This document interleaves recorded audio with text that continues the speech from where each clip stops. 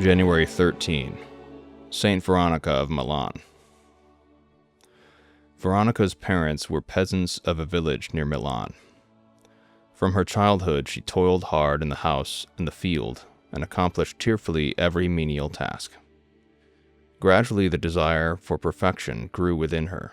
She became deaf to the jokes and songs of her companions, and sometimes, when reaping and hoeing, would hide her face and weep.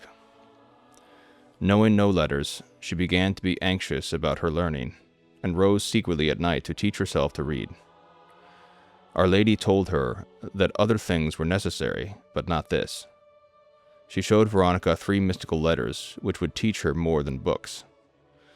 The first signified purity of intention, the second, abhorrence of murmuring or criticism, the third, daily meditation on the Passion.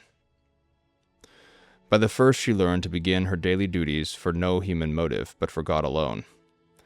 By the second, to carry out what she had thus begun by attending to her own affairs, never judging her neighbor, but praying for those who manifestly erred.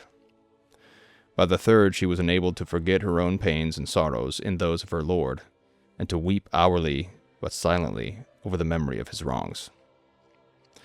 She had constant ecstasies, and saw in successive visions the whole life of Jesus, and many other mysteries.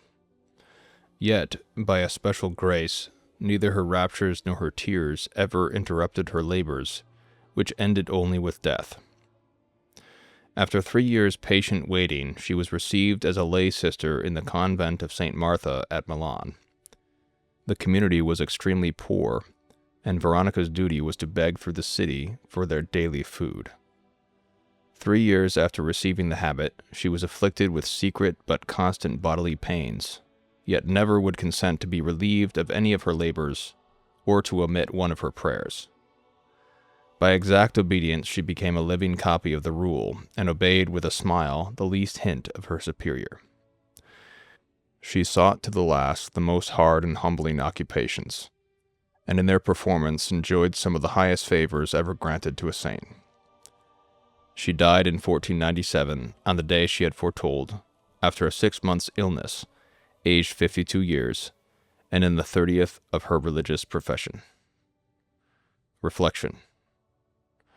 When Veronica was urged in sickness to accept some exemption from her labors, her one answer was, "I must work while I can, while I have time." Dare we, then, waste ours?